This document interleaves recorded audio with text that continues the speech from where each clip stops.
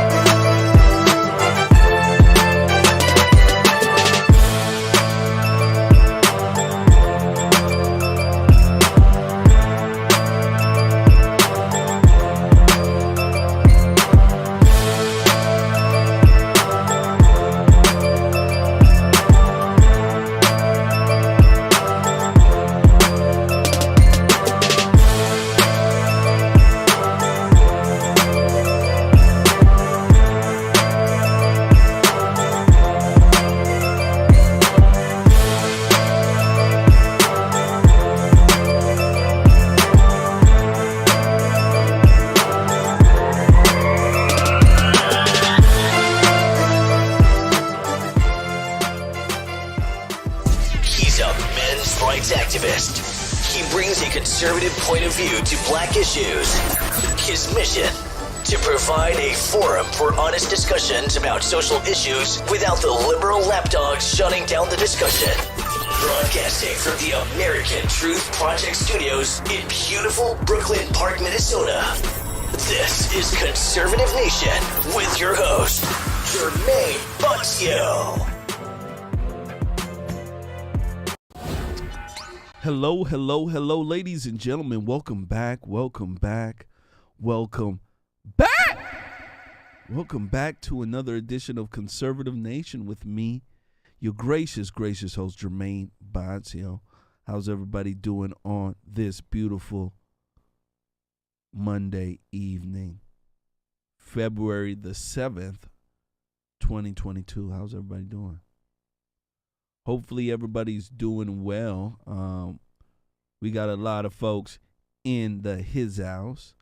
Make sure you guys hit that like button. Make sure you share, because we about to get it in. We definitely about to get it in. And as you guys know, right now, the Luciferians are on the march. They certainly are. They're looking for their candidate to beat Donald Trump and to split the Republican Party. The establishment versus what they call the extremists. And I want you guys to understand, this is the line that's being drawn right now. The National Republicans, people like Mitch McConnell, Kevin McCarthy, right? People like them. They don't like you. They don't like me. The National Republicans, the establishment, right? Some people out there call them rhinos, right? Yeah, there's some people out there who call them rhinos. I call them retarded, slow fools who want to destroy the country. These people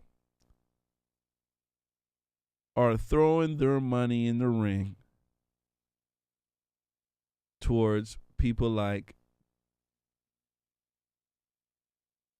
Mike Pence and Christie. Those are the establishment picks right now.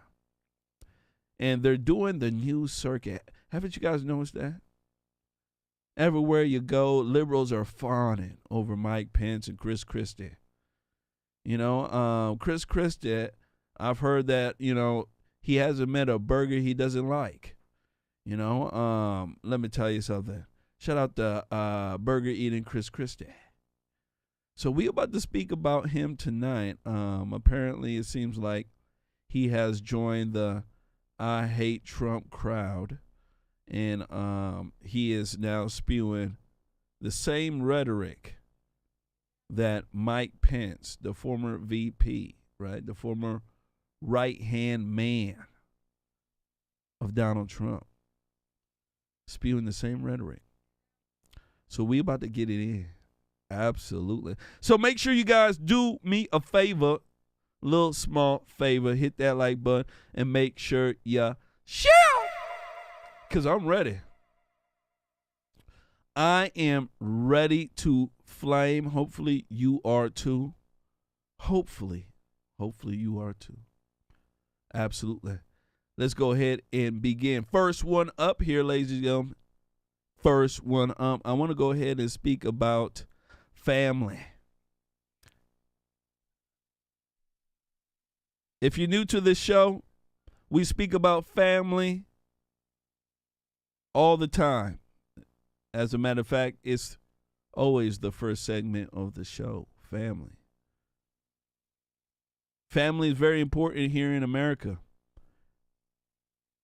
Family has been attacked. The family, the traditional family, has been attacked for a very long time by leftists, weak-ass conservatives, feminists, and the mob. In our country right now, we have more single moms raising children than we have traditional nuclear families. I want people to let that sink in. It's crazy. And we have normalized the behavior of breaking up, destroying family, and normalize what I call the baby mama epidemic.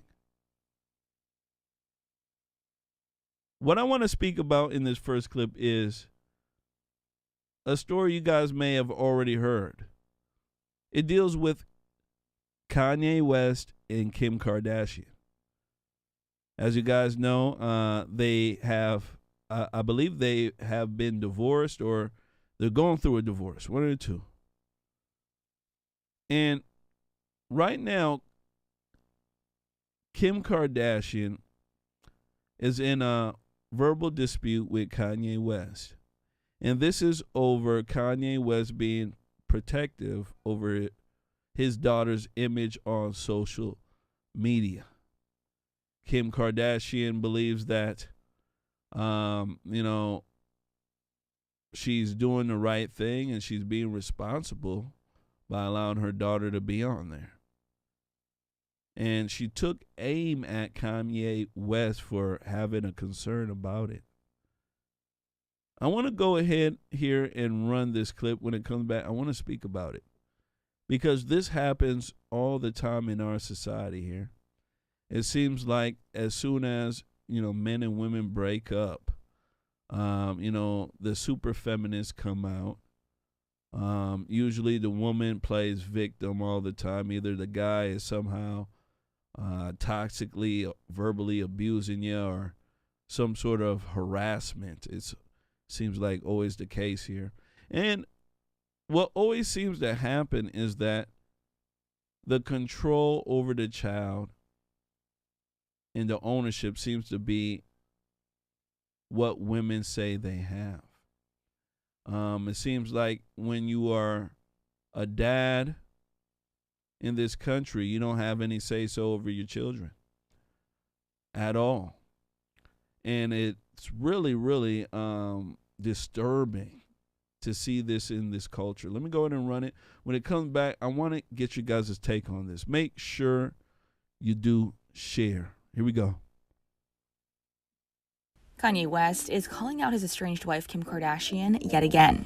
And this time he's dragging other celebrities into it. The Donda rapper took to his Instagram to share tweets posted by Candace Owens, where she seemingly took Kanye's side in his ongoing feud with the Skims founder. The talk show host posted that she agreed with Ye not wanting his daughter North, who he shares with Kim, on TikTok, writing, "Kim is wrong on this one. The psychological effects of social media on young girls is real and documented. It's actually Kanye that is trying to protect his daughter in this regard, and Kim is spinning this as obsession and control.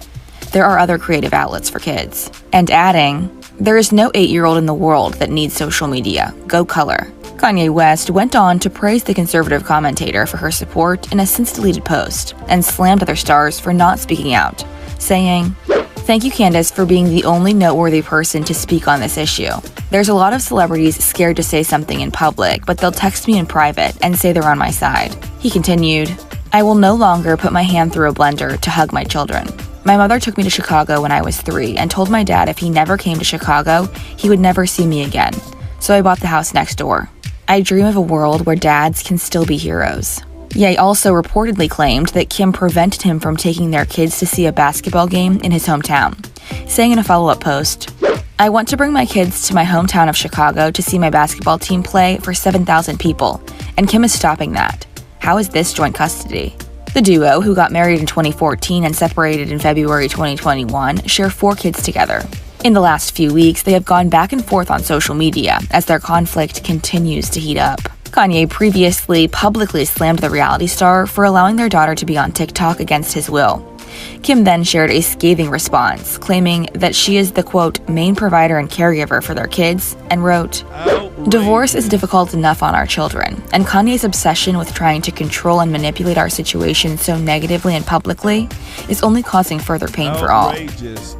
Normal baby mama stuff. Sound like a normal baby mama to me. What do you got to think about this? You gentlemen out there, this is what you get dating a lot of these liberal women in the world. This is what you get. There's some conservative women who do this too, but mainly this is a liberal woman thing. Most women are liberals. So as a father, and I want the gentleman to wake up, because no matter if you're in a nice relationship, married or not, you can always be on the chopping block. And I want the gentleman to understand that until the laws are changed, you will always be on the chopping block. And I think most men don't understand that. They're a court day away from not seeing their children. And most men are, out there, they're just retarded. They're retarded until their children are taken, their money is gone. They're living in a one-bedroom apartment, scratching their balls, wondering what the heck happened. I want you gentlemen to wake up. This is a very big issue in our country. Most men go through this type of crap, where you're divorced or you break up with the woman you have children with. And all of a sudden now, everything you say is controlling and manipulative, right? Somehow you're a harasser. Gentlemen know what I'm talking about, right? Somehow you're a harasser. And then on top of it, gentlemen, you have no say-so in your children's lives. Most of y'all know what I'm talking about out there. Have no say-so. You say, hey, I don't want my daughter doing this. You know what? Your old girl tells you, screw you, buddy. Screw you. Right? No respect for the father of your children. This is the type of nonsense we got going on. And then on top of that, the gentlemen most of the time are paying an arm and a leg, being broken down by the court system, and they're not able to see their children. It seems as if women have sole total control over the child. And women know what I'm talking about. Ain't that right, ladies? Ain't that right? Sole total control. And this seems to be what the deal is. Even women who have a young son who got a woman pregnant, they go through this. The grandmama knows what the girlfriend is going to do. Ladies know what I'm talking about. If you are a woman out there who has a young son, right, maybe 18 to 20, he got a girl pregnant, right, and she's running through the circus with him. You know exactly what she's doing, right? You're telling your son, you know what, she's gonna do this, she's gonna do that, she ain't gonna let you see the child, right? This is the way it is in our country. It's not right, and it's not fair. And then the big thing here is, let me go ahead and show what, because this is the typical baby mama crap when you're a father who cares about your child. Typical. Real typical. Let me go ahead and go here. Let's go ahead and bring my Zoom in.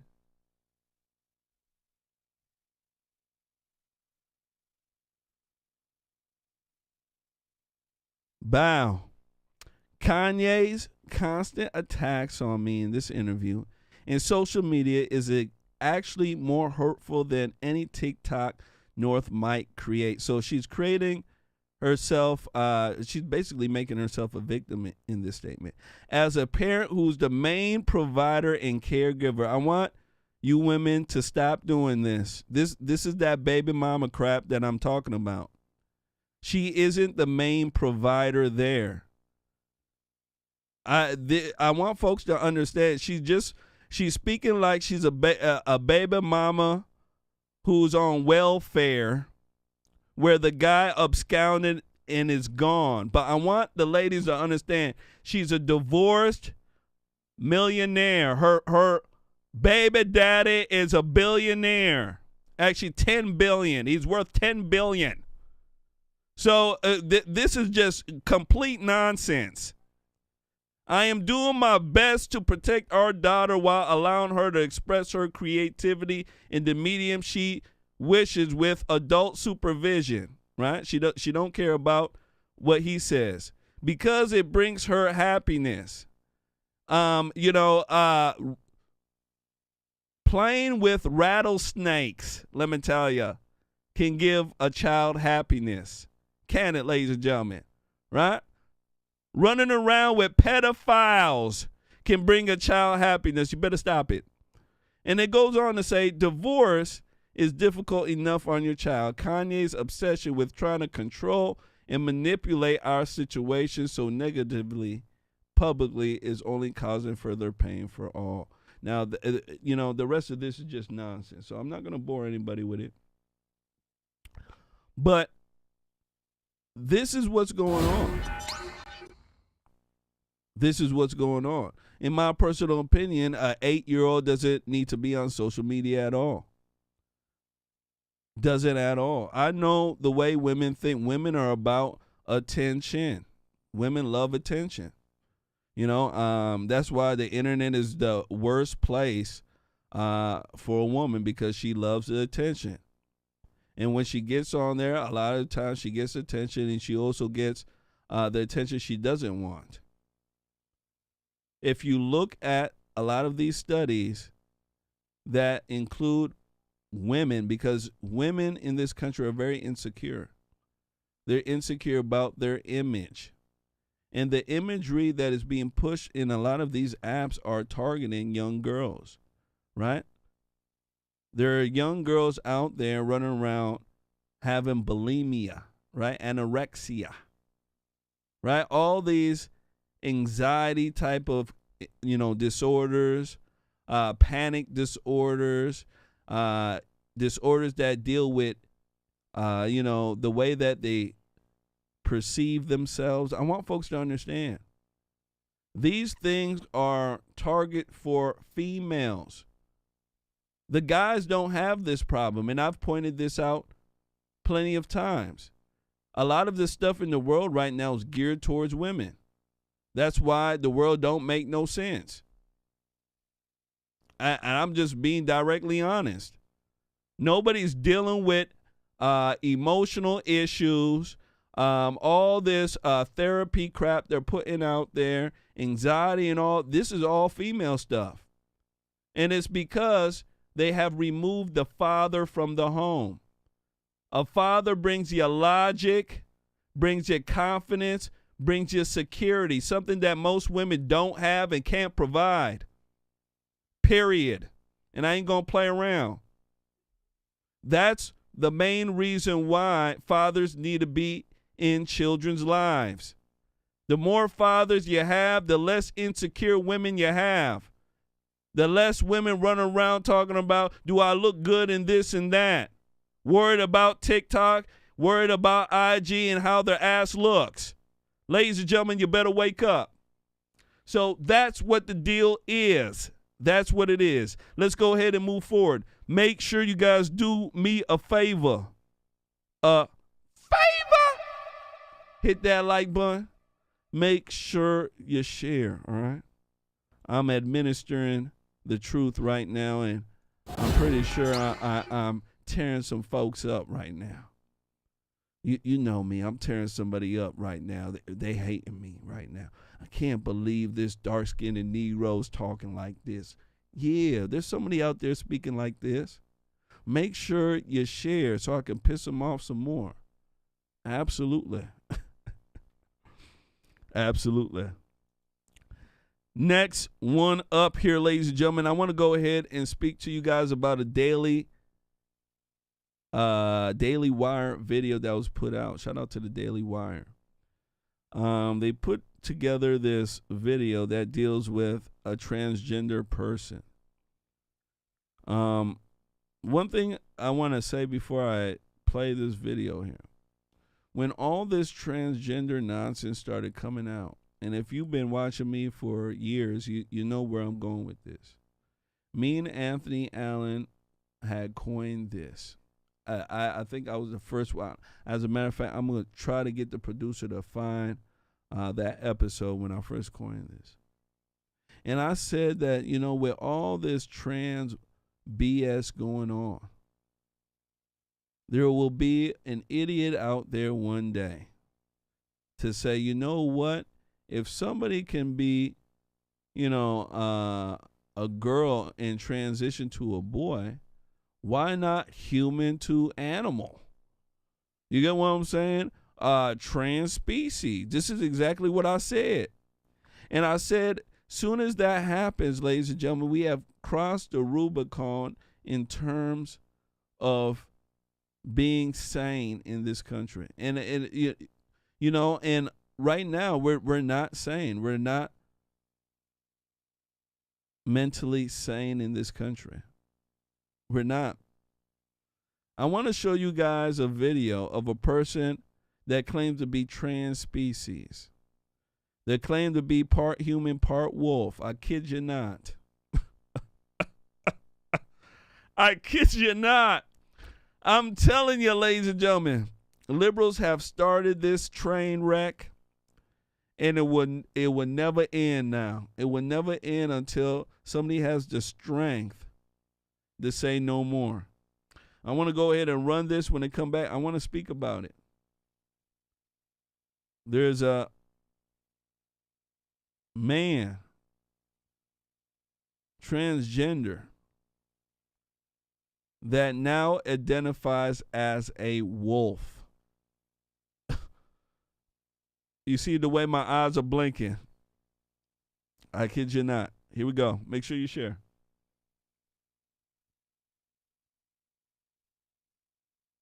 Can we ask for a howl? A quiet howl will be good.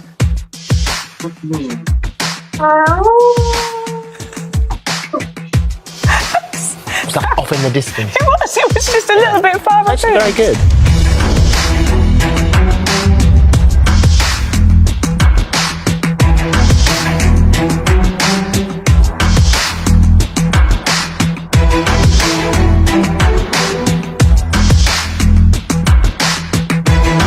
never judge a book by its cover. And when it comes to our next guest, that couldn't be more true. Naya Okami may look like a human, but she identifies as a wolf. And she joins us now live from her home in Seattle to tell us more. Hi, Naya. Hi, Thank you for joining us today. So this started at the age of 10 with dreams. So explain the process here. What's happened?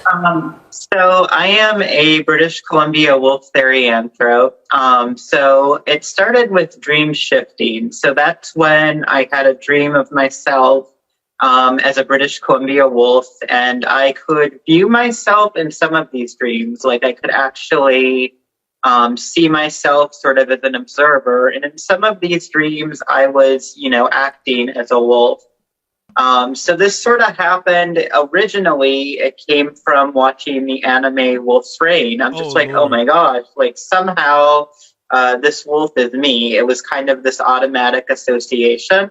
And then I went from that to kind of looking more about actual wolves, real life wolves. And the more and more I looked at, the more and more I began to identify sort of in that way. Okay, so you say that you identify as otherkin therian. Can you explain to us what that means?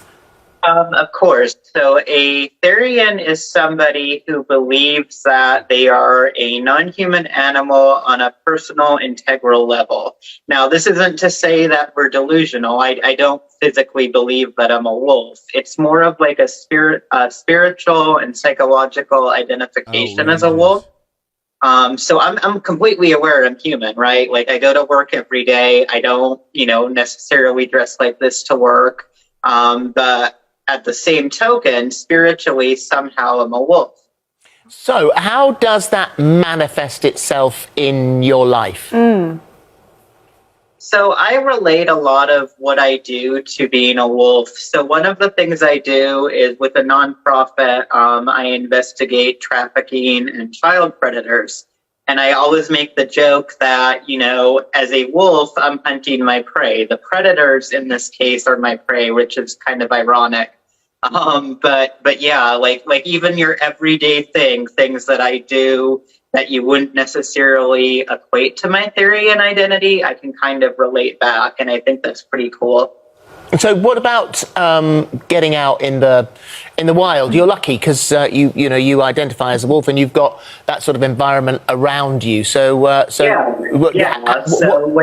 I'm in private or when I'm with my friends or stuff like that, sometimes I will wolf out in the woods. That's a great example. A good friend of mine took that.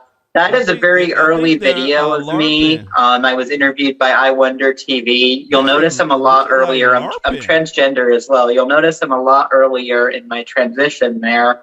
But that's kind of the environment I kind of get to act in. Now, this is, of course, very exaggerated because I was being filmed and they kind of wanted me to do different things. I'm going to stop it right here. So, ladies and gentlemen, what do you guys think about this here?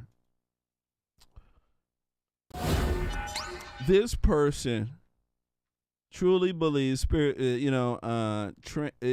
a transgender believes that they're a wolf as well.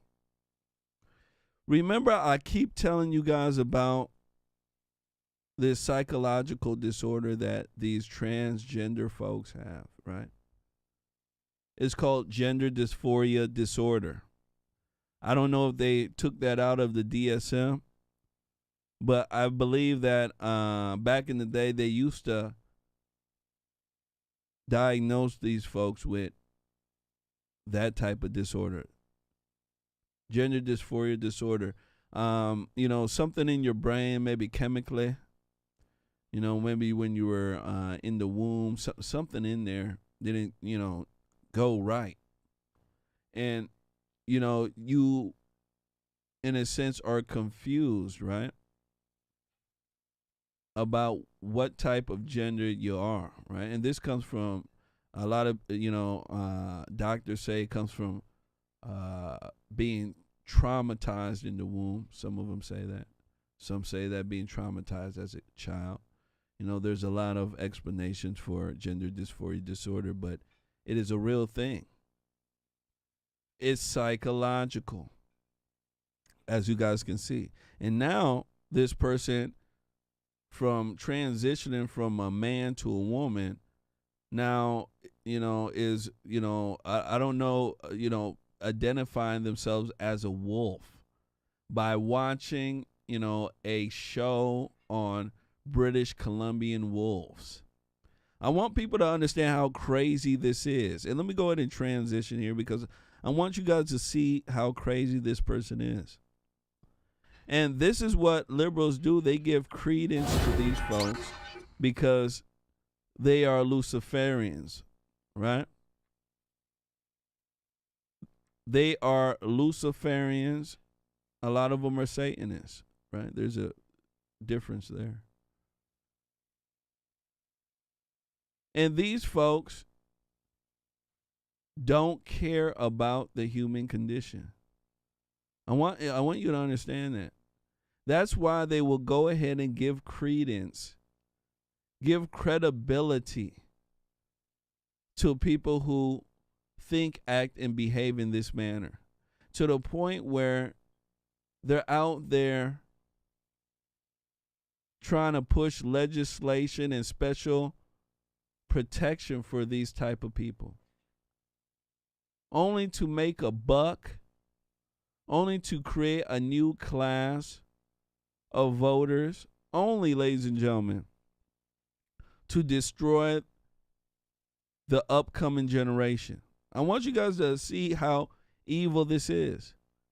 And we have doctors in this world right now who, instead of them to tell the truth about what's going on, they hide behind their dirty white coat so that they can collect money and not offend people who are, deaf, dumb, and retarded. You just can't get around it. You just can't. These type of folks need psychological help. Them being transgender, trans species, all this ain't going to fix them. I want people to understand it ain't going to fix them worth of nothing. Bringing them to reality, having them deal with their life head on, that's what's going to work. Not going along with the lie. And that's exactly what they're doing. They're pushing a lie. So it's crazy to me. Let's go ahead and move forward here. Make sure you guys hit that like button. Make sure you do share. All right. Make sure you share. Because that's the only way we can get the word out. Make sure you share. Before we move on here, I want to go ahead here and give a shout out to Melinda Peace. Donated. Took our $5.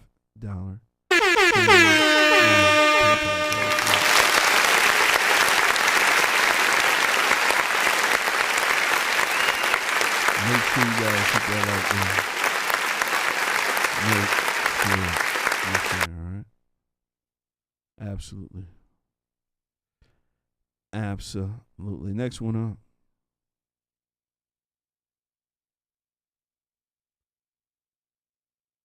I want to speak to you guys about a chief of police that is flaming a YouTuber who tried to embarrass his department. This chief of police put out a video showing a popular YouTuber by the name of King Sid. All right. He's a YouTuber in Florida. And apparently this YouTuber, King Sid, he's a black individual. He created a situation in a gas station parking lot. What he did was he created a fake 911 call saying that, he noticed some individuals basically in a car, passing what he believes is drugs. So what happened was that the police unit showed up to see what was going on. And from there, that's when the video starts. I want to go ahead and run this. When I come back, I want to speak about it. Make sure you share. Make sure you hit that like button. And for the people, and I got to put this out here, for the people who are in the audience, in our crowd here, if you're on the show here and you're typing, we want our comments to be directed towards the show, the subjects that we have on hand here. All right. A lot of the comments that I've been seeing here, somebody ate, a hot dog and this and that. Leave that type of crap out. You want to go ahead and tell somebody you ate a hot dog, you slipped on your fanny somewhere. You go and do that offline. You do that on your own time. But we got people who come here to listen to the topics, to chat about what's going on, on the show. And what tends to happen, and I've been seeing it here, is that people put dumb stuff in the feed here of what's going on in your life, and people are arguing about it. I want to tell them folks to stop it. Right? Respect my house. I don't come in your house and start talking about yin and yang. Make the comments directly towards the topics we are speaking about. If not, hop your ass off my stream. Period. Here we go. I'm on YouTube. My goal is to hit 3 million in 6 months. I'm going to do what I need to do to entertain, you feel me? Sid's stunt for clout may just get him to 3 million subscribers on YouTube, but his stunt also got him arrested for misuse of the 911 system. On February 3rd, the Coral Springs Police Department arrested Jason Sid and charged him for a felony for misuse of a 911 system. 911, what is your emergency? Hello, I'm calling because I see weird suspicious activities at a gas station. On January 27th, 2022, Jason Sid directed an accomplice to make a 911 call to report fictitious activity. During that call, they told the 911 operator that they observed a subject going in and out of an orange Mercedes-Benz. The activity they described was consistent with narcotic sales. Jason Sid sat in the orange Mercedes-Benz as the fictitious 911 call was being made on the occupants of the orange Mercedes-Benz that they were sitting in. This was all part of a recorded prank that Jason Sid entitled Coke Prank on Aggressive Cops. We in the most hottest area right now, bro. Look how quick they pull up.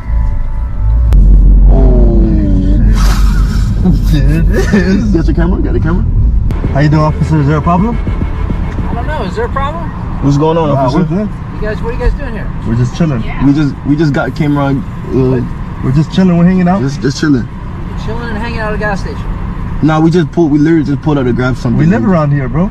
Jason Sid did this in the hopes of showing how overly aggressive police officers are when they respond to these calls. As you can see from the video, my officers responded and were polite and professional as they investigated the fictitious situation that was created by Jason Sid and his accomplices. Jason Sid hoped to show you out-of-control cops harassing 3 young men. But what they got were courteous, polite, and professional law enforcement officers who investigated the suspicious activity that they themselves created. You don't have to tell them where you live, bro. All right, I'm gonna come around and talk to them. You don't have to. No, you don't have to tell them where you live, bro. Right, you don't so have. Where do you live? You don't have to give them your ID. But we got stuff in the car, bro. You got stuff in the car. No, why would you say that, bro? I'm not going to jail for you. I'm not, bro. Can I get my ID back, sir? We have stuff in the trunk, officer. You have stuff in the trunk. Why would you tell them this, bro? You're tripping. Jason Sid and his accomplices think they're funny, but what they really are doing is taking 4 Coral Springs police officers out of service for other true emergencies.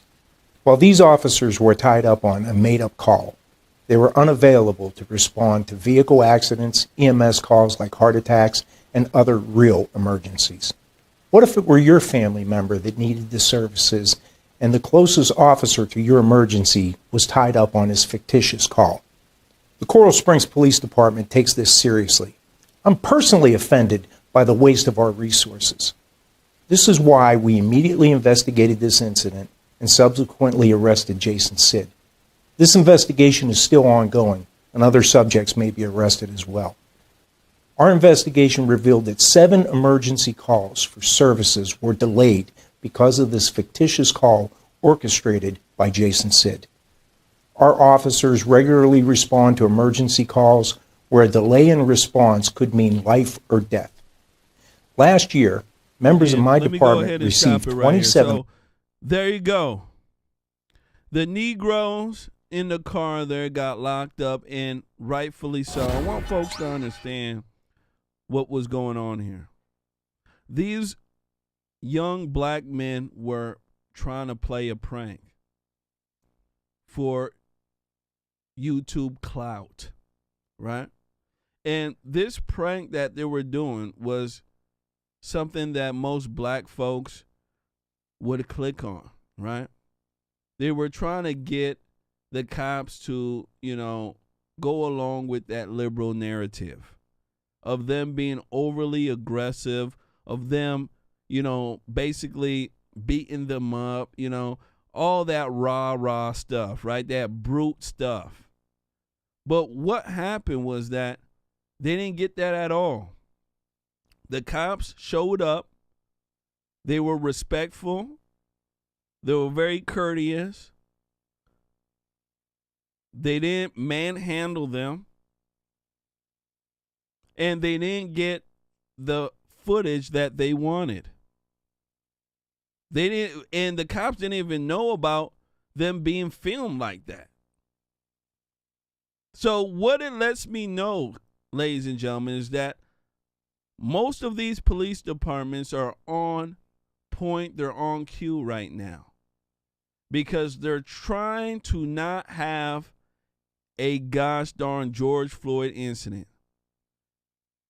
They're trying to avoid NAACP, BLM, and the rest of these Marxist groups attacking them. So they're very, very, very cautious about the things that they do. And this is the main reason why I kept saying in a lot of these police incidences that are happening right now is that most of the time the police officers are trying to minimize the BS. They're not trying to get into any scuffles with blacks. They're not trying to do any of this because they're not trying to have the spotlight on their department. Rightfully so. These knuckleheads here, ladies and gentlemen, stopped 7 emergency calls. They were delayed because they were dealing with some idiots who wanted to push a fake narrative for views. This is how dumb they are. It totally blows my mind. It's totally irresponsible. And they could have really had a very dangerous situation happen because of this. So I wanted folks to see this because this should let you guys know that the cops out there are on their P's and Q's. They want to make sure that they're doing the right thing so that they are not caught up in any George Floyd nonsense. And I think that's a good thing for us to be showing. Let's go ahead and move forward. Make sure you guys hit that like button. Make sure you do share, all right? We're going to need your help. We definitely going to need your help. Next one up, I want to go ahead, ladies and gentlemen, and speak about a Muslim Army vet. This Muslim Army vet is running to try to unseat Ilhan Omar, all right? She says she's trying to unite the country, and she says that Americans don't want a Marxist nation. Excuse me. This is what she is saying. I want to go ahead and run this. When it come back, I want to speak about it. I have some reservations about her running, and I have some reservations about the district itself that she's running in. Here we go. That was squad member Congresswoman Ilhan Omar calling to dismantle Minneapolis Police Department while her city was still reeling and still is from a drastic increase in violent crime. Comments like that prompted our next guest, a Somali-born Army veteran, Republican, to challenge Congresswoman Omar for her congressional seat. Shukri Abdurrahman joins us now. Shukri, thank you so much for being here. Thank you very much for your service to our great country. And tell us about the race that you're embarking on. It's certainly everyone knows the name of your opponent. What are you running on? Yes, hi. Thank you so much for having me. My name is Shukri Abdurrahman. I'm originally from Somalia. I came to the States as a result of civil war.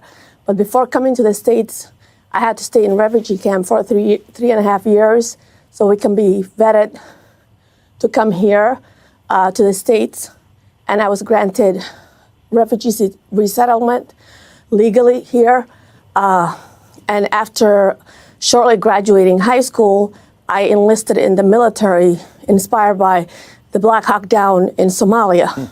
Wow. I've served my country for 10 and a half years, went to combat, and I've decided as of late, seeing my country, what's happening, coming from a socialist dictatorship country, we are in the brink of that, and I couldn't stand in the sidelines to watch my country head that route in a socialist dictatorship. Wow. So I've decided to run against Ilhan Omar in my district, realizing the divisiveness and that she has done in my community and has painted America as a hateful nation towards minorities and Muslims. And here I am, someone from her background, Muslim, a woman, a refugee, a mother who has experienced a complete different treatment. And that is what I want to show the world and unite our country as a result of that. Wow. I mean, I'm a little bit speechless. It's amazing that you have such a similar journey as her, and yet you have such a different perspective of America. How are you being received in your congressional district? Absolutely. I mean, this is what's happening in our country. People in our administrations have decided that our country is such a hateful country, and they're dividing us based on our color, religion, gender, in all the ways that they can divide us. And my community is seeing what's happening, and they're realizing that is not the America that is true and has opened their doors to us. And as far as my community receiving me well, all walks of life are welcoming me and realizing what is happening. Because what is happening is that our country, our leaders have decided that, it is time to wake up and make this country a socialist dictatorship. And that is not what I fought for. And I'm running against that. This is not the America I came to. This is not the America I know. This is not the America I see on a daily basis on my Twitter. All the people that are backing me, they're true Americans from all walks of life. And I'm terrified where this nation is headed. I have 3 young children. I see daily the youth in my community that have fallen into drugs, crime, neglect, failed school system, and they're just idle and nobody is representing them. They have voted for this representative, trusted her to represent their needs. Half of the time, she is advocating for other nations' problems, their safety, and she has forgotten the very people that have voted her to represent their needs. And it is a disgrace, disservice, and she has failed her oath and complete negligence in what she's supposed to do for these citizens. Shukri, just to follow up on what Rachel asked you, immigrant communities are fascinating communities because they have the direct firsthand knowledge of other countries they left. The Cuban-American population in the United States of America is a great example of that. Always on guard against socialism because they came from socialism. You sound similar. But to follow up with what Rachel said, your community in Minnesota, a community of immigrants, do they feel like you or do they feel like Ilhan Omar? They feel like Ilhan Omar. And that's the God's honest truth. I know she's going to say something else, but they feel like Ilhan Omar. No, absolutely. That is the thing. They completely feel what I'm feeling. Ilhan Omar is misrepresenting the minorities, the immigrants, and my community. And that is what I'm running against. Show America that we're not all like her. And I'm going to stop it right here. Shout out to Shukri Abdirahman.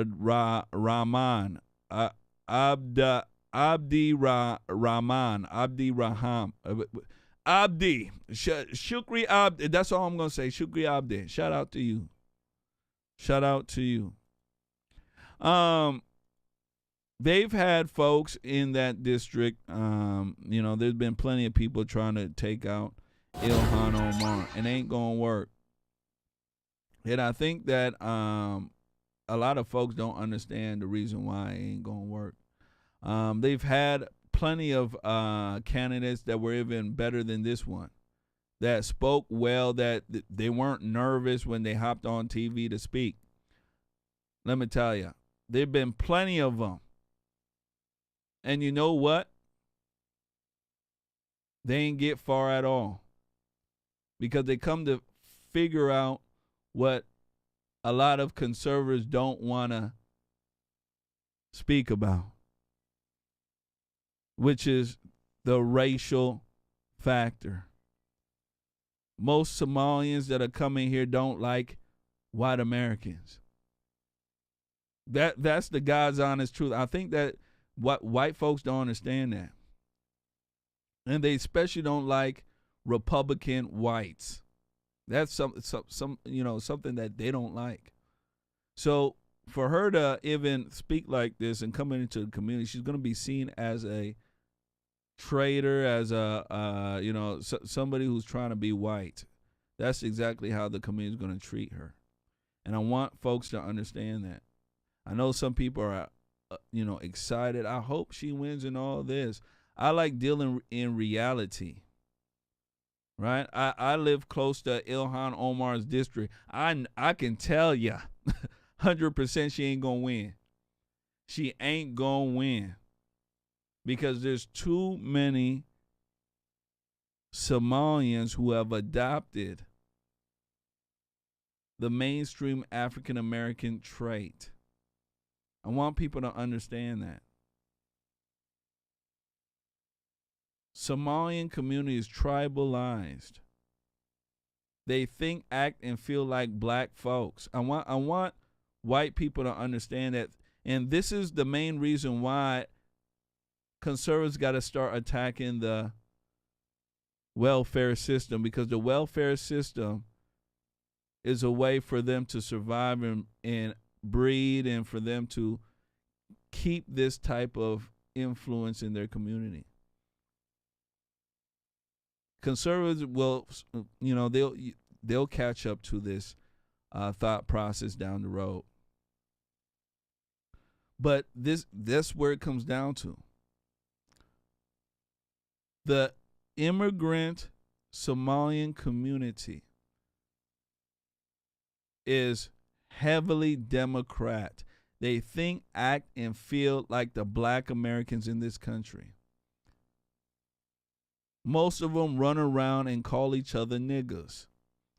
I want you white folks to understand that. Most of them run around and call each other niggas.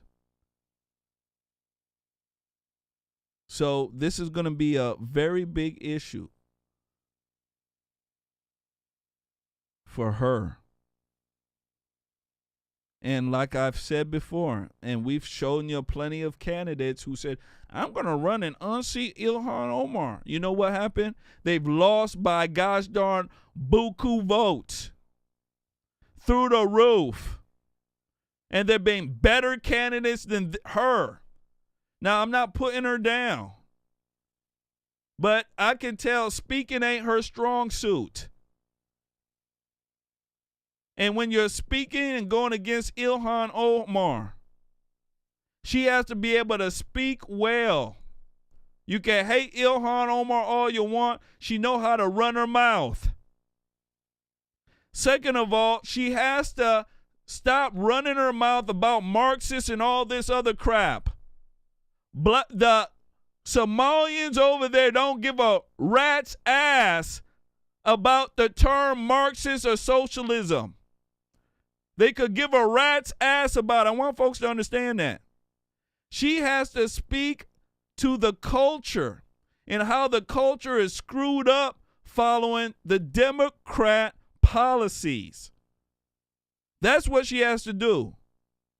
She has to speak to the culture of how following the mainstream Democrats, how this has ruined the family life that they have. She has to speak to that. Throwing out these terms ain't going to do it for them. She has to attack Ilhan Omar on the Somalian culture and what's better for it. I want folks to understand that. That's how you get through to these folks. Running around and saying, they don't want to live in a Marxist and this and that. Do you think a Somalian immigrant, I want folks to wake up, gives a rat's ass when you come and speak to them about something being Marxist? I'm just putting that out there. Going through the mainstream Republican line does not work because they don't address the cultural issues that are there. She has to speak to the cultural issues that the Somalians have. One of them would be trusting white Americans, especially Republican whites. Right? Yeah, Republican whites have an image because black folks have ran and they've been with them and they've tarnished the image.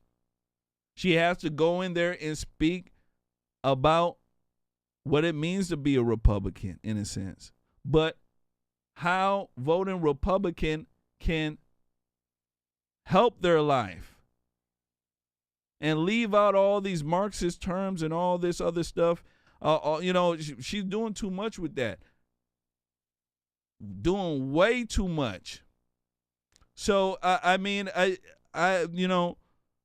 can I say, I'm enthusiastic that there's people stepping up. I am, but I'm a realist when it comes to a lot of these things here. I'm just am. I like to be real about a lot of these things here. And the only way I can see her winning is her attacking Ilhan Omar on the culture. That's the only way that she's going to win. Her running her mouth talking about, Marxists, this and that, and, people have it. That's not going to do it.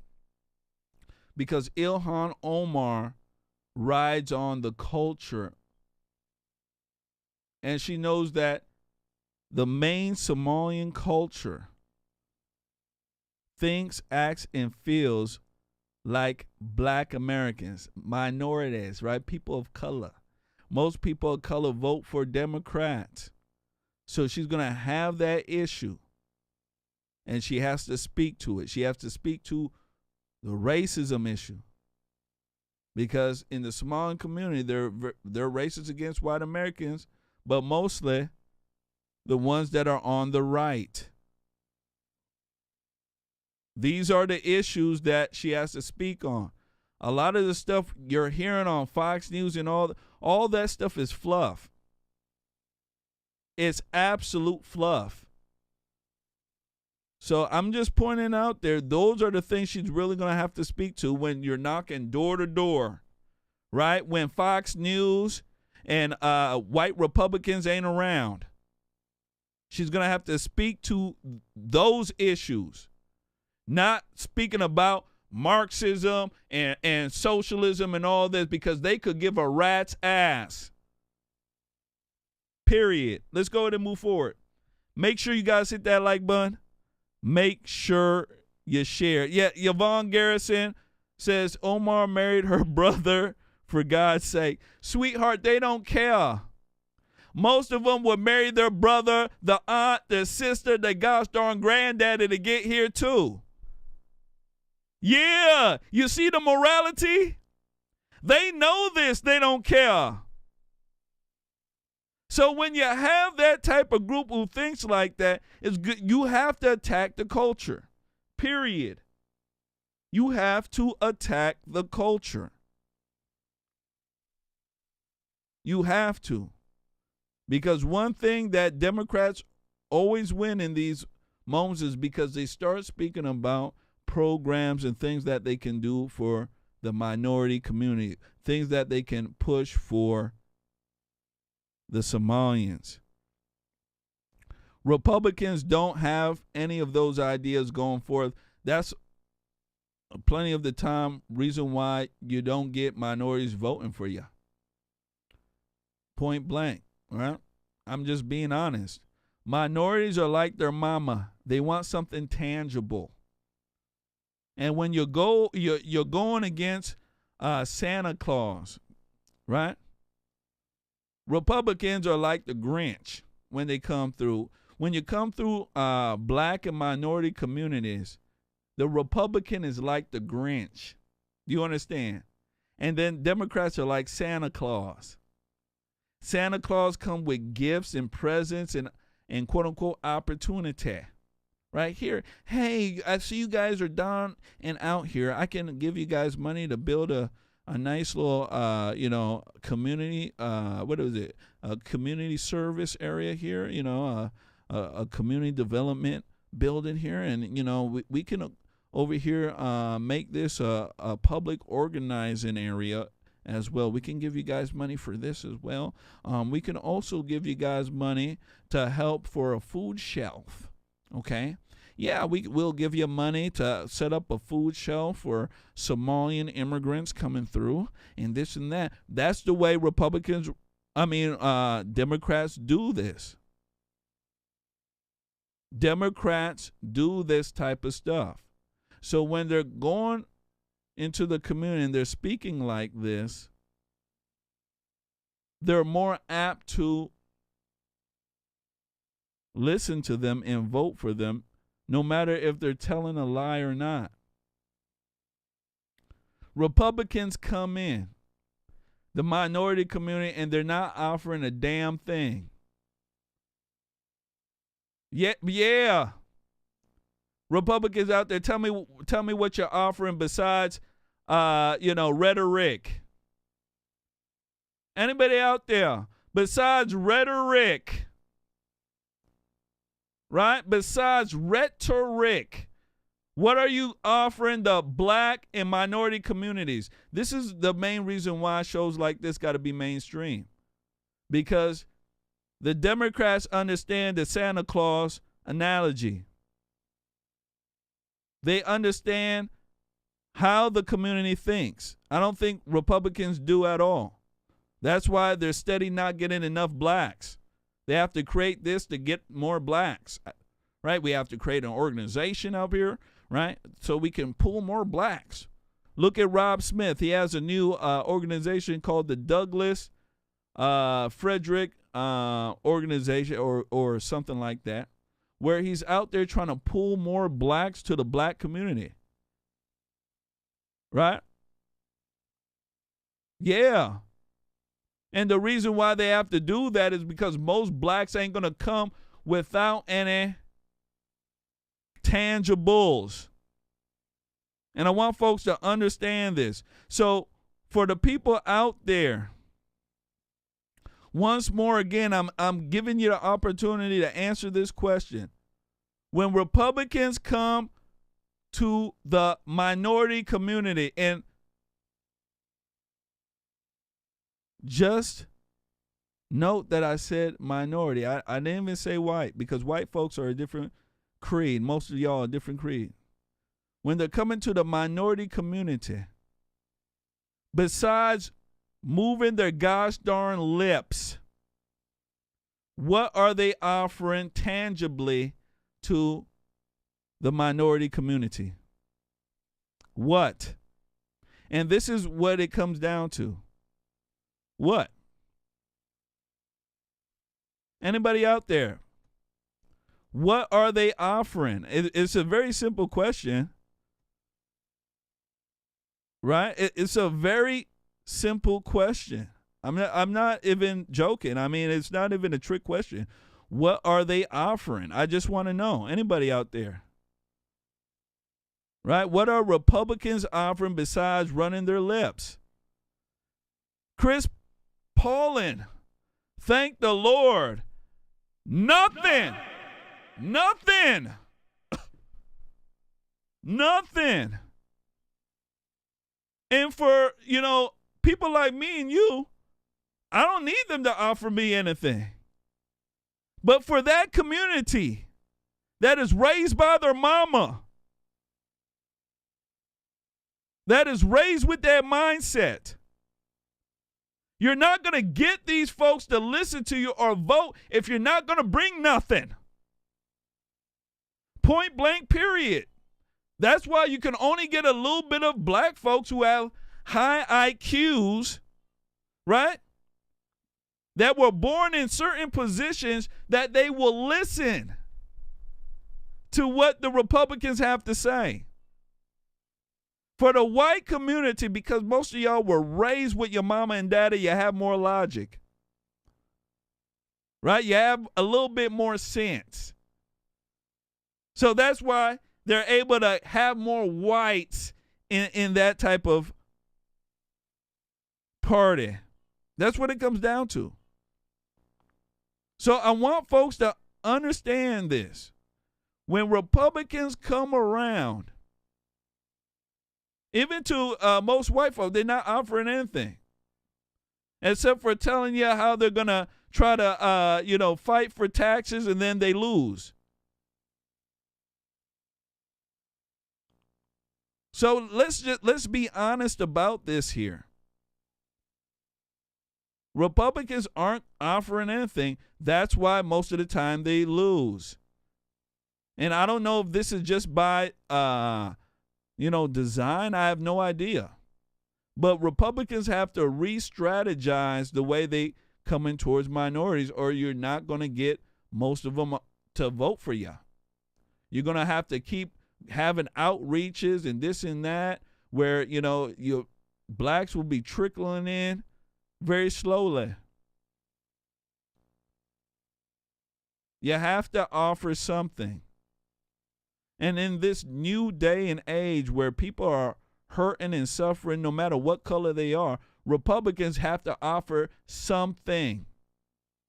Run around and running your fat lips about socialism and all that. I've told Republicans what the deal is with that. It's a finesse trick. The easiest way to get most Republican constituents not to ask for anything that they need in their life. Things that you hire elected officials to fight for you for, to provide for you for. The easiest way to keep a conservative and a Republican at bay is to speak about fiscal responsibility.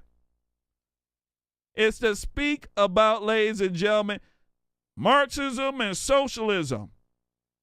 Because as soon as they start that rhetoric, you sit your ass down and you don't speak about the things that you need in your society. While they take that money that they could be pumping into a lot of these Republican communities into your own personal life, they're sending that money to Pakistan for gender studies, right? So you Republicans better start waking up when it comes to this stupid rhetoric. I keep hearing about socialism and Marxism. I understand that. We know the terms. But when you're going to try to bring people over to your side, you're trying to change the world, you're trying to change people's lives, rhetoric ain't going to be enough. There's plenty of poor whites out there who need Republicans to pass bills to help them out. The money is not theirs, it is ours. Instead of them passing laws that help illegal aliens, that help criminals, that help refugees, why don't they pass laws that help American families? That's how it should be. Let's go ahead and move forward. Make sure you guys do me a favor. Hit that like button. Make sure you share. Let me go ahead and give a shout out to somebody who just donated here. Oh, my guy, Robert Marvin. Shout out to Robert Marvin. Shout out to you. Minnesota. Absolutely. Shout out to Robert Marvin. My guy. Took a $5 challenge on PayPal. Let's go ahead and move forward here. We shall see, though. We shall see. I don't think she's going far at all. Especially when I understand that she's nervous and she's on that stage, but she got to get ready. You're on the show there. You look like you're hyperventilating. Almost as if you can't breathe. I didn't even know what was going on. I thought she was about to pass out right in that interview. She gonna have to get a hold of herself. She on a stage with Ilhan Omar. She gonna get roasted and toasted. Doing stuff like that, you can't think on your feet. You can't think on your feet when you're having a hard time breathing and remembering what your campaign manager said. And it seemed like a lot of the stuff she said was rehearsed too. Being authentic gets you a long way. Being able to speak from the heart gets you a long way as well. Maybe it's just because I've been doing this for so long, it's just come natural. Let's go ahead and move forward. Make sure you guys hit that like button. Make sure you do share, all right? Absolutely. Make sure you do share. I want to go ahead here, ladies and gentlemen, and speak about Ottawa police in Canada. As you guys know right now, there is a Canadian trucking protest that's there. They're protesting the mandates in Canada there. It has been going on for a while. Big story. Right now, reports out of Ottawa is saying that the Ottawa police are arresting those who are giving fuel to the Canadian truckers. This is crazy. I want you guys to take a look at this when I come back. I want to speak about it. Tyranny is on the march. Ottawa police are now arresting multiple people and even threatening charges for others caught bringing fuel to the truckers. It's amazing. Because they cut off some of their fuel supply. They did, yes. So this comes after the Ottawa mayor declared a state of emergency and after the GoFundMe froze $10 million donated to the protests. For the latest, let's bring in Toronto reporter Michael Charbonne. Michael. Bob and Rita, good afternoon. Some late breaking news. There was a press conference where the government trotted out a whole bunch of ministers. And the situation, first of all, is they're deploying 275 RCMP troops to add to the Ottawa police force to help them. And the statement basically was that they respect the right of people to demonstrate, but not at the expense of public safety. You're correct in what you said with regards to eliminating the ability to bring fuel in. So no more fuel is coming in. And if you are caught with fuel, you can be charged and or arrested. On the GoFundMe page update, here's an interesting piece. The foreign intervention is what they're all upset about, saying that it causes a danger to public safety. But the real question was actually reported by a Toronto Star reporter who asked, what about the Attorney General in Texas, who made a statement that patriotic Texans have donated and contributed to this worthy cause? Well, the minister, Mark Mendicino from Intergovernmental Affairs, said it's not the concern of the Texas Attorney General as to how we in Canada live our lives in accordance with the rule of law. And further, Dominic LeBlanc, who is the emergency preparedness minister, said that the GoFundMe page basically could incite disorder and does not comply with Canadian law. So things are changing up here, and we're going to see what's going to materialize in the next little while, how they're going to move these truckers out. You know, Michael, one of the things here is people are getting fed up with this. And that's obviously a reflection of that. But we don't know here whether it's resonating with the government there. Well, it's definitely resonating with the government because they're hearing that the people in Ottawa are really ticked. I mean, they've actually had a class action suit that was just launched this morning.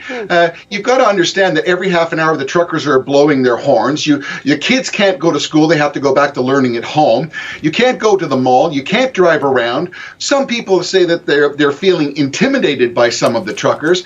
But I mean, the whole premise is here that they want something to happen. Trudeau's in isolation because he's got COVID, triple vaxxed, and he's basically saying, I'm not budging, and the truckers are saying, I'm not going to budge. Interesting point here, just in final. They tried to get some tow truck drivers to come and be in preparation to tow away some of the trucks that are in Ottawa. Funny, they're having a difficult time finding truckers to volunteer to come and take some of their colleagues away. Wow. This in spite of Canada being Payback. 84.3%. That's called karma. Yeah, interesting. Michael, thank you for bringing this up to date. Let me stop it right there. Ladies and gentlemen, what do you guys think about this? What do you think? Now, I want to go ahead and show you guys this. This came out about 2 hours ago. Let me go ahead and show you guys this here. GoFundMe. Coming from the NewYorkPost.com. GoFundMe, 10 million shutdown of Canadian truckers shows it's time to rein in big tech. So as you guys know, GoFundMe shut down their trucking funding, right, on last Friday. So right now, ladies and gentlemen, a lot of folks are upset. They are upset. And I believe that people are now going to start being very cautious when giving money to a lot of these platforms, especially when things like this happen. Because the government of Canada, the Luciferians, the people who are running the narrative that they want us to follow don't like what's going on. They go ahead and bully a platform into shutting down a fundraiser that is legitimate. It's very, very evil. And then they want to arrest people who give fuel to the truckers. These people are insane. So it lets you know that when you're standing up for what's right, there are folks there who are followed by evil that don't want you to succeed. They just don't. This should be a wake-up call for a lot of folks out there that we live in a controlled society. You step out of line with what the mainstream narrative is, you can see how you're punished. Right? A lot of people didn't know that we were in a cage. We are now in a cage. Right? You can see the handlers that are out there. You thought you were free. You ain't free. We just in a big cage. That's it. Let's go ahead and move forward. Make sure you guys hit that like button. Make sure you share. I want to speak about a guy by the name of Christie. No, actually, we're going to save him to the end here. We're going to save him to the end. We're going to save Christie to the end. I want to speak about what's going on with Ukraine and Russia right now. Biden basically has, how can I say, backed down when it comes to Russia and Ukraine. It's all but imminent right now with Russia and Ukraine in this so-called invasion. Remember I told you a lot of what Biden is doing is political theater, that he's not going to get into this conflict. A lot of it is just him trying to get the American press away from what's going on domestically. Well, that's basically all coming into fruition right now. It is. They're saying that Russia is on their way to invade Ukraine. Right now, they're moving troops all around Ukraine. An invasion is all but imminent. They're saying maybe in the next week. Some people are saying the 14th. Some people are saying the 15th is when they will, enter and raid the Ukraine. Now, I've said this for a while now.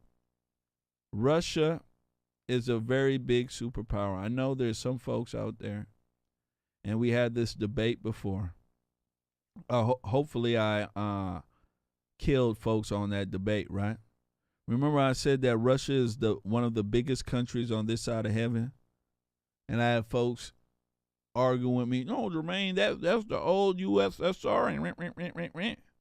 Right? And I went and dropped a link, right? I went and dropped a link showing that Russia is one of the biggest countries on landmass on this side of heaven.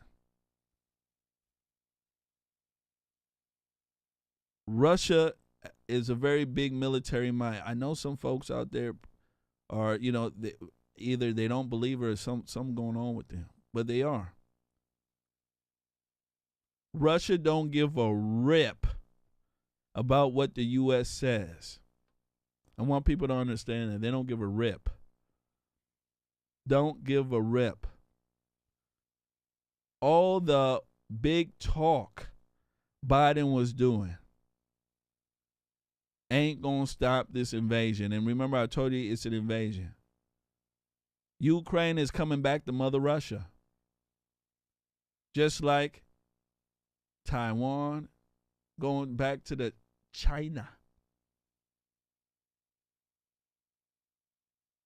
I want to go ahead and run this. When it come back, I want to speak about it. Make sure you share. Here we go. Or Courtney, I want to talk to you. We heard from Jake Sullivan on Meet the Press that a Russian invasion of Ukraine could happen at any time. And I know you've been working your sources throughout the weekend. You've done a lot of reporting on this. So what is the latest U.S. assessment of the Russian military activity around Ukraine right now? So they have a very significant military force surrounding Ukraine on three sides right now. That includes, according to these officials, 83 battalion tactical groups. That's not exactly like a U.S. military term, but to give you a sense, the BTGs that they have and all of the additional capabilities, logistics, and support is more than 100,000 Russian forces arrayed around there. Now that, if in fact Russia were to go forward with a full-scale invasion of Ukraine, I'm talking about a military effort to ultimately take over the entire country, the officials believe that it would take somewhere in the neighborhood of about 120 of these battalion tactical groups. Now there are still about 14 more that are heading in. So they're well on their way at this pace to have the full complement of all Russian military forces arrayed around Ukraine by middle of the month, somewhere around February 15th, with a couple of days on either side as a window. Beyond that, though, we did hear from these officials about the U.S. military and intelligence assessment for what it could look like if Ukraine were to go forward with this full-scale invasion as far as casualties, and some very grim numbers, Kristen, including the idea that among Ukrainian civilians, civilian casualties could be in the neighborhood of 25 to 50,000 killed and wounded over the course of a full-scale invasion if they go forward with that. Again, it's important to point out that at this point, the officials do not believe that Vladimir Putin has made the final decision to move forward with a full-scale invasion. But with everything that they have arrayed around the borders right now, the officials who I'm speaking with are confident that there is some sort of military action that is coming. Again, they are looking towards a little bit past the middle of the month, this month, for some sort of action to start, Kristen.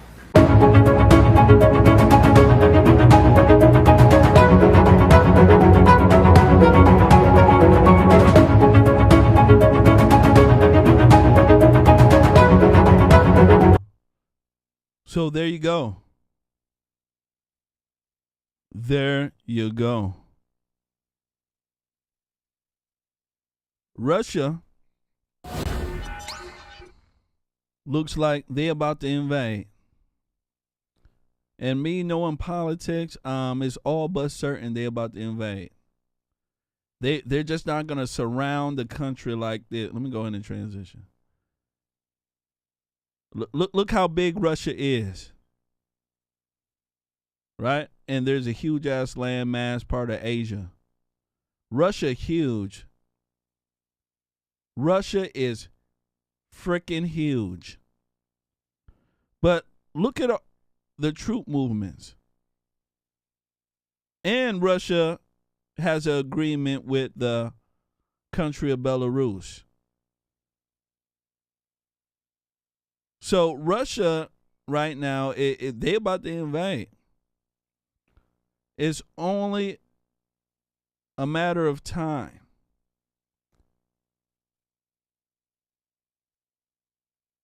In our society here, we are worried about the wrong things. We are. When I speak to most people about Russia and the Ukraine saga, nobody give a rip. Nobody gives a rip. Nobody gives a rat's ass about what's going on in Russia and the Ukraine. They give a rip about what's going on in our country. I want people to understand that. I could give a rip about what's going on in the Russia and the Ukraine saga. As a matter of fact, to me, Ukraine got to go to Russia. Go back to Mother Russia. Mother Russia has always claimed ya. If you're not able to secure your country, you're not able to be a sovereign nation. You're not able to. And Ukraine has always had this problem. They've always had this problem. And it's because Ukraine ain't supposed to be Ukraine. They got to go back to Mother Russia. We cannot be the world's police. Because we're not the world's police. It's a fake and a fraud. We go where our interest is. Right now, look at what's going on in China. President Xi over there, he's killing folks right and left in that country. The Muslim folks in that country, the Uyghurs, they're being killed. Killed off, put in labor camps. I want people to understand the conditions are so harsh in China that they don't even show the real China here in the U.S. It's almost laughable that we go into these other countries and point our finger and tell them what they need to do. When you look at what's going on in China and we turn our eye, we turn a blind eye to what's going on, the genocide, the slavery that's going on there.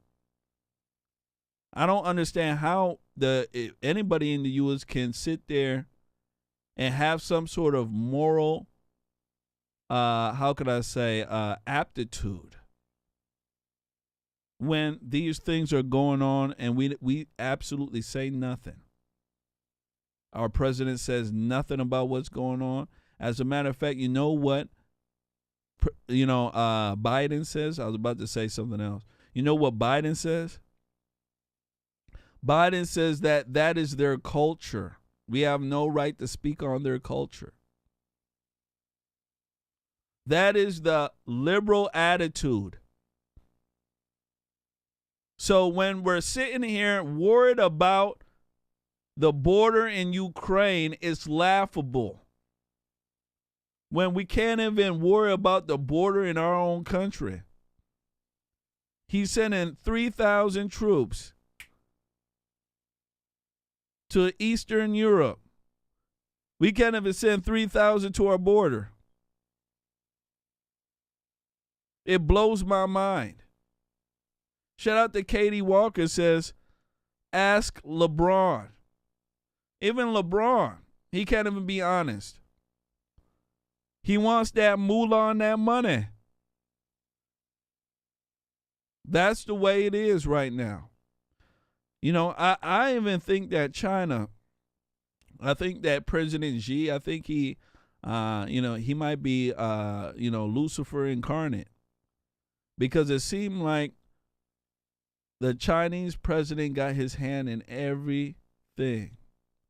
And then when you look at China is hell.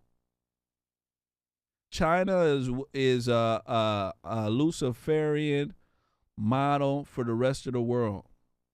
They want people to be in surveillance. They want you to be eating rocks and rats and roaches like the Chinese folks out there.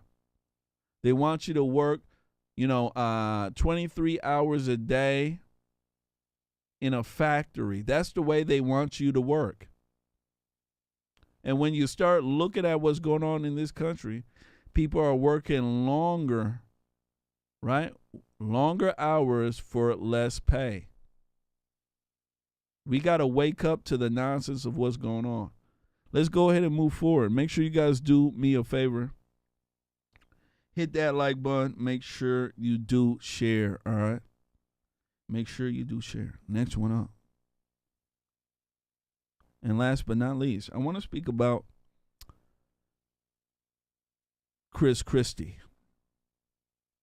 Burger eating Christie, all right? Christie was on, I believe, Face the Nation. I think that the actions the vice president took on January.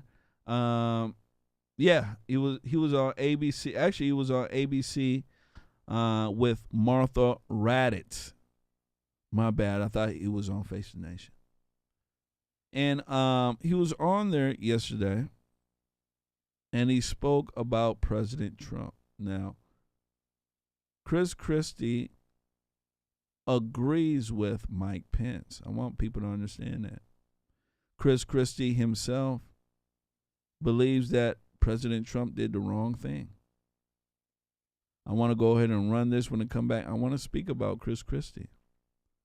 It seems like lines are being drawn right now. Which side are you on? Here we go.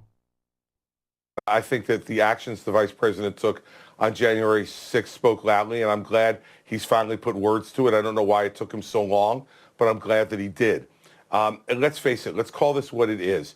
January 6th was a riot that was incited by Donald Trump in an effort to intimidate Mike Pence and the Congress into doing exactly what he said in his own words last week, overturn the election. Now, he's tried to do a cleanup on aisle one here and correcting that stuff, but it's not going to change. He actually told the truth by accident. He wanted the election to be overturned. He actually told the truth on accident. He wanted the election to be overturned.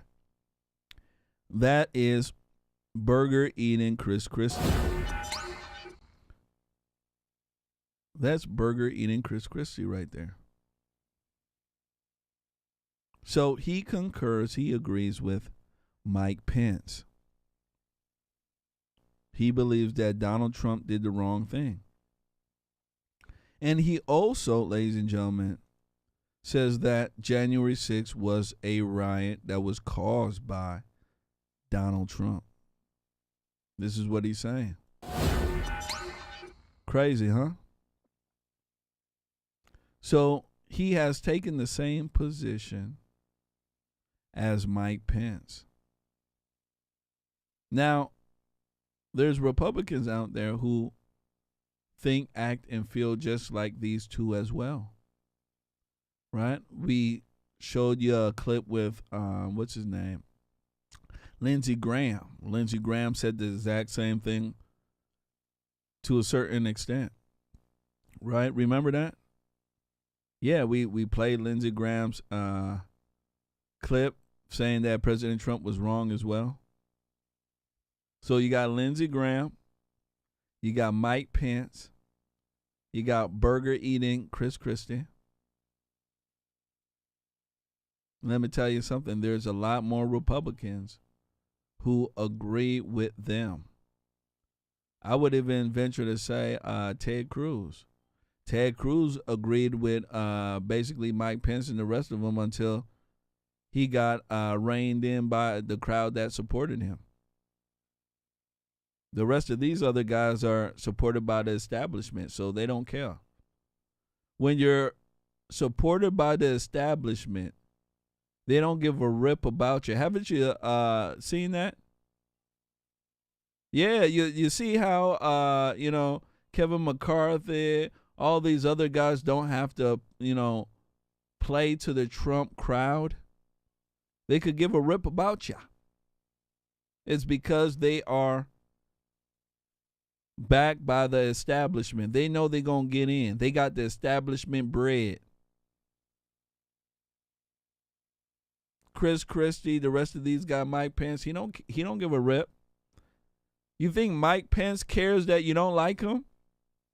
He don't care. He knows that he will be able to get in because he got Luciferian bread. He got the establishment bread. So, in my personal opinion, we will start seeing more and more establishment Republicans coming out and marking the line in the sand. Because that is what the GOP, the national GOP, wants. The national GOP doesn't want Trump. Believe it or not. And I hopefully you know this by now. The national GOP does not want Trump. If they could get rid of Trump, if they could talk about Trump badly without having repercussions, they would. They just know that Trump still has a lot of influence.